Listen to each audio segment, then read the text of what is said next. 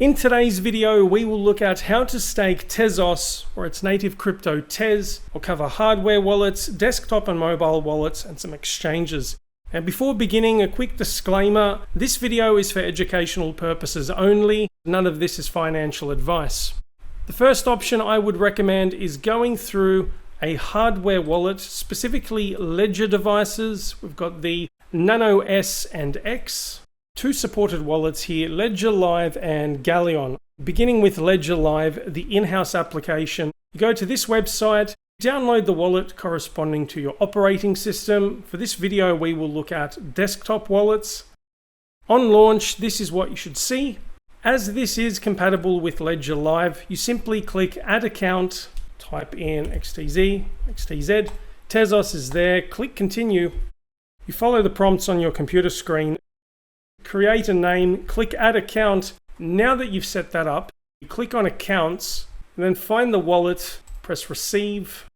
So this address, just to double check, should correspond to what is listed on your Nano S or X. You then click Accept, then you verify the details.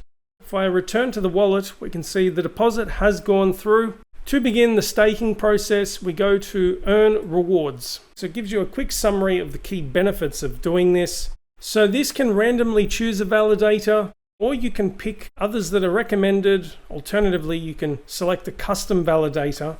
In regards to this, I found a very useful resource from OpenTezos, list of bakers, to then look at the relevant statistics. They have Baking Bad, TZ Stats, or Tezos nodes. Some of the key characteristics. Several pools have a small delegation of about 10 Tez, about $30, are very accessible with a small minimum delegation required. Look at the fees involved as well, but on top of that, depending on where you look, they should give you an estimated yield. Most of these hover around 5% per annum, so that's not bad. The first payout, many of these seem to be about 37 days time, so just over 5 weeks. Look at how frequently they pay out, any other fees. Some of these are multi-asset pools if you're interested in staking other cryptos. So just some food for thought before proceeding. I will stick with a randomly chosen one. You will then get to the review page to double check the details through your hardware wallet. If you're happy with that, press accept. The only downside with this process, it's a minor issue with all due respect, you have to delegate everything in your wallet by the looks of it, because it didn't give me the option to specify the delegation amount. If that's gone through successfully, you should receive this message here. The delegation has just started. If you would like to change the validator or end it, these are the two options here. Let's go for the former. Assuming I want to go through with that, it's the same process as initiating the delegation. So you accept or reject it accordingly on your device. Ledger Live has made it fairly straightforward. So that's one of the two options. For the alternative that we saw earlier, Galleon, it's not just for mobile, but it's also for Mac, Windows, and Linux desktop wallets. Once downloaded, this is what you should see. It's important as well to make sure that you have your Nano S or X unlocked at all times and that you've got the Tezos app open throughout this process. To receive funds, you just copy the address here. Alternatively, you can go through Receive. Once the funds have landed into your account, we'll go to Delegate. Unlike Ledger Live, this doesn't give any recommendations for delegators or bakers. If we go back to Baking Bad, let's have a look for another validator. For example, let's bake. Copy the account address, and then you copy this into the baker address. Once again, it looks like it's a common theme with Tezos staking across the board. It takes about 5 weeks or 12 cycles to then receive delegation rewards from your baker. Once you're happy with that, you click on Change Delegate. As prompted, you go through the details on your Nano S or X. You should receive this notification saying the delegation is successful. It looks like it will go through. If I'm experiencing any issues with this, whether I don't get the rewards in time or this somehow got cancelled all of a sudden, then I will update you through the comments section. So these are the two ways to stake through a Ledger hardware wallet. For the third choice, specifically the Trezor hardware wallets, and actually the one that you see on the screen, that's the only one that has support for Tezos, specifically the Model T. The compatible wallet listed here is SimpleStaking. For some reason it requires an email address. There's a desktop wallet and the web wallet.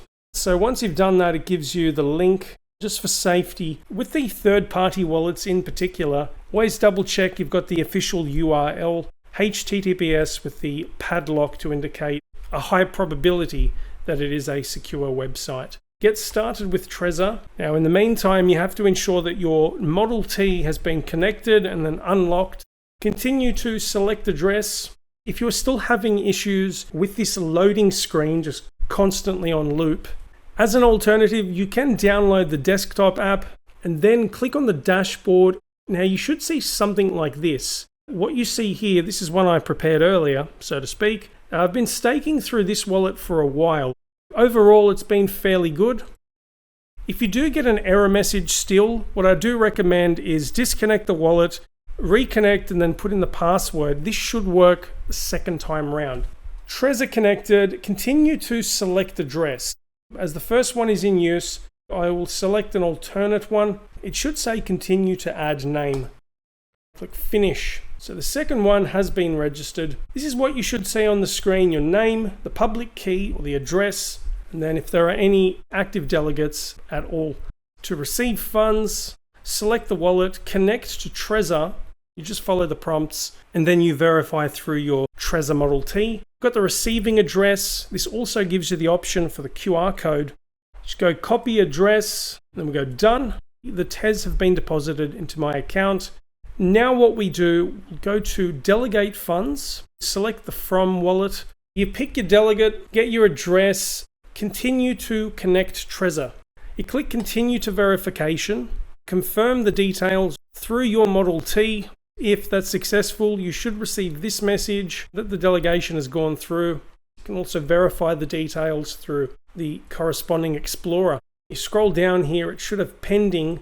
In the meantime, if I look at my other wallets, eventually you will get this credit line and how much you're receiving for every 3-day period, give or take. So that's all involved with SimpleStaking when it comes to going via a Trezor Model T. Moving away from hardware wallets, but still sticking with non-custodial wallets, it's where you have full control of the crypto at all times. So you can create your own wallet, which is often referred to as a keystore wallet, and I'll show you how to do that. So create a password, or rather a passphrase. How this works, it will store a file, so that will hold the private key, which you can then use to access your crypto in a secure manner.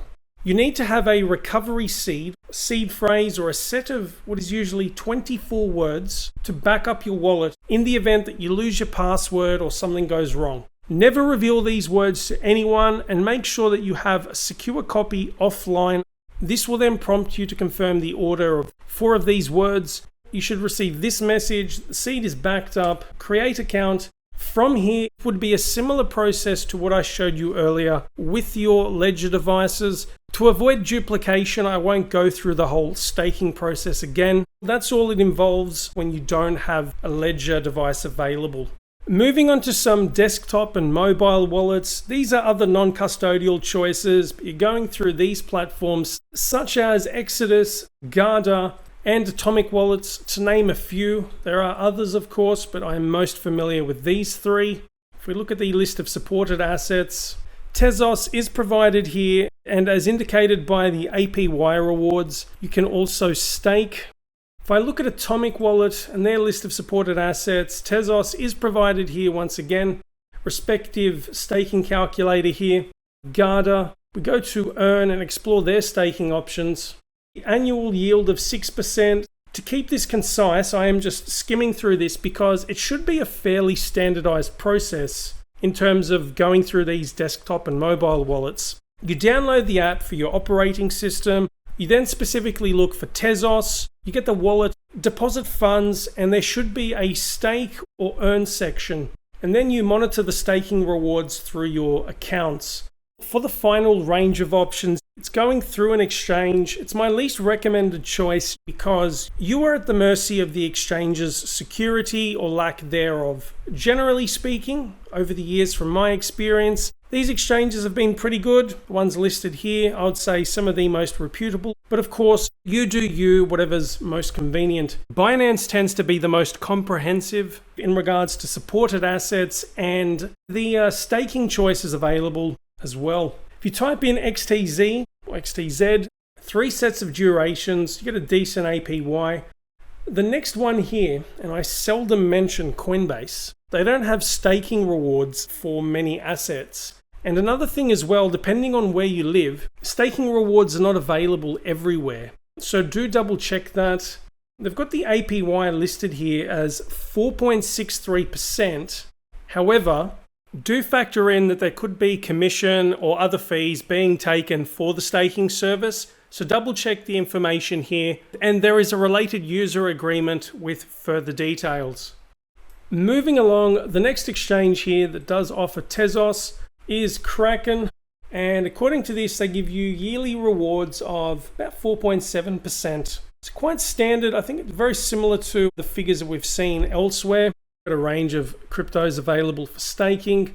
Next up we have KuCoin. If you go to KuCoin Earn, they usually provide support for staking cryptos. They have a savings rate, but they do have another service where you can still earn passive income on your Tez through their lending section. When it's annualized, it's at a higher percentage than what we've seen with the staking options. I thought I would mention this in passing. Last but not least, we have SwiftX, an Aussie-based exchange. If you would like to stake, Tez is listed here. They've got about a dozen other cryptos there. I'm glad there are these different ways to earn some passive income on your Tez. Even if it's a small amount, it's still better than zero.